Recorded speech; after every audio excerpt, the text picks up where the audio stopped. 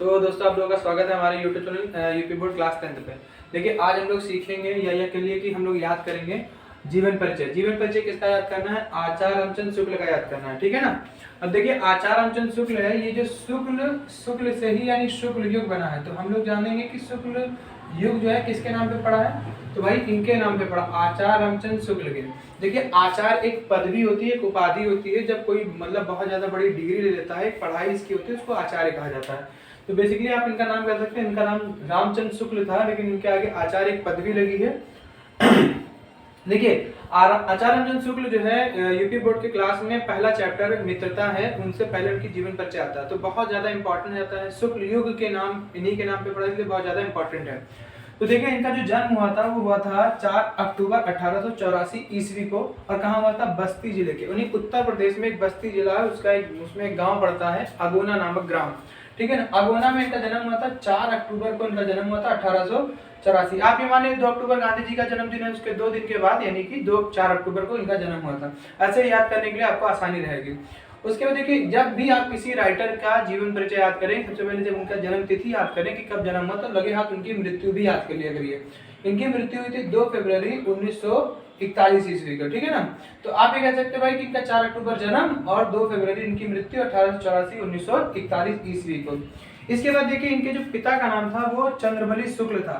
वो यानी चंद्रबली शुक्ल जी जो थे वो क्या थे? तो सुपरवाइजर कानूनगो थे, ठीक है ना। अपने वहां के जो कानूनगो में सुपरवाइजर थे, ठीक है। इसके बाद देखिए भाई धीरे धीरे बड़े हो रहे थे। देखिए जीवनी का मतलब ये होता है कि उनके जन्म से लेके उनके मृत्यु तक की घटनाओं को क्रमबद्ध तरीके से रखना। तो यहाँ पे देखिए सबसे पहले हमने उनका जन्म बताया, फिर उनके पिता का नाम बताएंगे, फिर हाई स्कूल। तो इन्होंने हाई स्कूल की जो शिक्षा थी वो मिर्जापुर के मिशन स्कूल से पास कर ली। उसके बाद देखिए क्या हुआ कि ये गणित में कमजोर थे, ठीक है ना। आचार्य रामचंद्र शुक्ल जो थे शुरुआत में जो थे वो क्या थे? गणित में कमजोर, है ना। गणित में लगभग भाई सब बच्चे ज्यादातर कमजोर होते हैं, बहुत ही रेयर केस में बहुत अच्छे बच्चे मतलब मैथ में अच्छे नंबर लाते हैं। ज्यादातर सबकी दिमागी बीमारी मैथ है। तो गणित में क्या थे? कमजोर। अब जब गणित में कमजोर होंगे तो जाहिर सी बात है आर्ट साइड पढ़े होंगे, तो इंटर की जो परीक्षा इन्होंने की वो इलाहाबाद चलेगा, और इलाहाबाद से इन्होंने स्कूल में पढ़ा, उसका नाम था कायस्थ पाठशाला। लेकिन हम आपको बता दें कि इनका मन वहां पर भी नहीं लगा। इन्होंने अंतिम वर्ष यानी कि दूसरे साल इन्होंने अपनी जो है पढ़ाई छोड़ दी, और इन्होंने इंटर की परीक्षा इन्होंने क्या कर दी? नहीं दी, है ना। इसके बाद इन्होंने क्या किया? देखिए अंतिम वर्ष में परीक्षा छोड़कर इन्होंने न्यायालय में नौकरी कर ली। जो वहां का जो न्यायालय था इलाहाबाद में, उन्होंने वहां पे न्यायालय में क्या कर ली? नौकरी कर ली। लेकिन इनका जो मन था, देखिए जब आपका मन मतलब करना कुछ और होता है तो फिर आपका वहां मन नहीं लगता है। तो इनके जो है न्यायालय में जो नौकरी कर रहे थे उनको अच्छा नहीं लगा, वहां उनका मन नहीं लगा, और अंततः क्या किया? उन्होंने नौकरी भी, न्यायालय की नौकरी भी छोड़ दी, है ना। उसके बाद नौकरी छोड़ने के बाद क्या करे? इन्होंने जहां मिर्जापुर के जिस स्कूल में इन्होंने पढ़ा था, मिर्जापुर के मिशन स्कूल में, वहां पर ये चले गए और वहां पर इन्होंने चित्रकला के अध्यापक बन गए। तो देखिए यहाँ पर लिखा हुआ है चित्रकला के अध्यापक बन गए, है ना। यहाँ पर चित्रकला के अध्यापक। अब देखिए आगे क्या हुआ कि इन्होंने नौकरी छोड़कर मिर्जापुर के मिशन स्कूल में चले गए, वहां पे अध्यापक बन गए। किस चीज के? आर्ट के, ठीक है ना। तो आर्ट के टीचर बनने के बाद अब देखिए आर्ट में बहुत ही कम होता है, ज्यादा स्कोप भी नहीं होता है। तो इन्होंने क्या काम किया कि स्वाध्याय से यानी स्वयं बैठे उन्होंने स्टडी करना शुरू कर दिया, और स्टडी करते करते उन्होंने हिंदी, संस्कृत, बांग्ला भाषा यानी कई भाषाओं का इन्होंने ज्ञान प्राप्त कर लिया। अब इनके पास शब्दांश बहुत हो गए, इन्होंने बहुत ज्यादा चीजें नॉलेज हो गई। इसके बाद ये क्या होता है? पत्र पत्रिकाएं लिखना शुरू कर देते हैं। इसी समय इनकी जो मुलाकात होती है बाबू श्याम सुंदर दास जी से हो जाती है, और वो बुला लेते हैं इनको काशी हिंदू विश्वविद्यालय। वहां पर ये क्या हुआ? हिंदी के प्राध्यापक के रूप यानी एक टीचर के रूप में वहां पर उनको हिंदी के टीचर के रूप में बुलाया गया।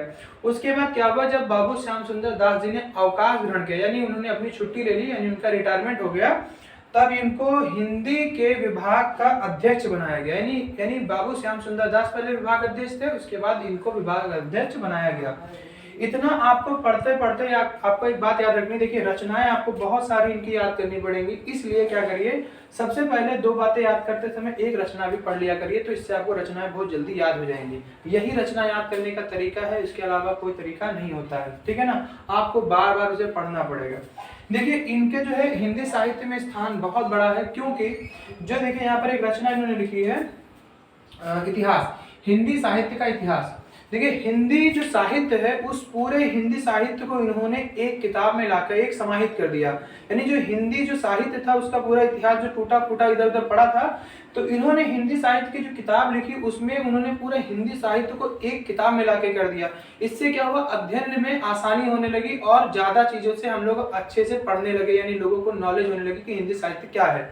ठीक है ना। इन्होंने इनका एक मान के चलिए भाई, देखिए शुक्ल युग ऐसे ही किसी के नाम पे नहीं पड़ा होगा, तो इन्होंने हिंदी साहित्य के क्षेत्र में बहुत बड़े बड़े काम किए, जिनके कारण इनका हिंदी में स्थान बहुत उच्च है।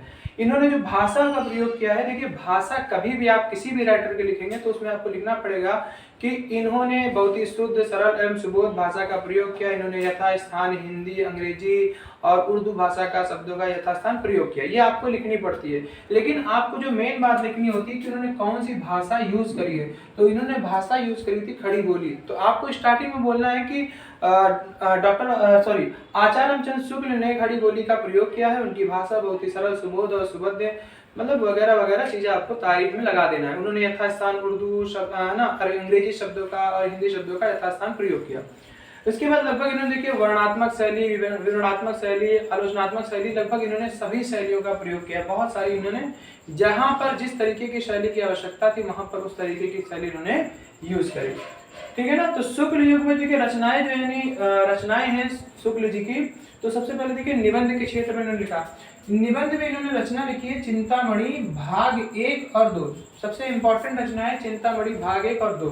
और साथ में उन्होंने एक और निबंध लिखा जिसको कहते हैं विचार वीथी। उसके बाद इतिहास में इन्होंने एक किताब लिखी है हिंदी साहित्य का इतिहास। ठीक है ना। आलोचना देखिए इन्होंने सूरदास पे आलोचना करी है, त्रिवेणी पे है, इनकी रस मीमांसा भी एक आलोचना है। संपादन का मतलब होता है पत्रिका। इन्होंने पत्रिका कौन कौन सी मतलब निकाली है, जायसी ग्रंथावली, देखिए यहाँ पर हमने शॉर्ट में थोड़ा सा लिख दिया है ग्रंथावली। ठीक है ना। तुलसी ग्रंथावली है, आनंद कादम्बिनी है, हिंदी शब्द सागर है, काशी नागरी प्रचारणी, और इनके अलावा भी इनके पास देखिए 11 वर्ष की जो समय है, ये कहानी है इनकी अभिमन्यु वध जो है एक काव्य कृति है, यानी कविता के रूप में है। बुद्ध चरित्र इन्होंने लिखा। ठीक है ना। बुद्ध जी के ऊपर उन्होंने वर्णन कर दिया। और मेगास्थनीज का भारतवर्षीय विवरण एक किताब भी इन्होंने लिखी। इसके अलावा भी इन्होंने कई किताबें लिखी हैं, लेकिन जो महत्वपूर्ण किताबें हैं वो यही हैं, आपको इन्हीं को याद करना पड़ेगा। अगर इस तरीके से अगर आप शॉर्ट में इस तरीके से इसको लिख कर इसको 2 से 4 बार पढ़ लेते हैं तो आपको आचार्य रामचंद्र शुक्ल का जीवन परिचय आसानी से याद हो जाएगा। तो अब इसको जब आप पूरा बनाएंगे तो सेंटेंस के साथ बनाएंगे। देखिए आपको यहाँ पर ये लिखना पड़ेगा कि आचार्य रामचंद्र शुक्ल का जो पिता का नाम है वो चंद्रबली शुक्ल था, तो पूरा सेंटेंस बनेगा। इस तरीके से आपका ये जो जीवन परिचय वो काफी बड़ा हो जाएगा और बोर्ड में 5 नंबर का इस बार यूपी बोर्ड में आएगा भी, तो आप इसको अच्छे से तैयार कर लें। और इस वीडियो में इतना ही, हम लोग मिलते हैं नेक्स्ट वीडियो में।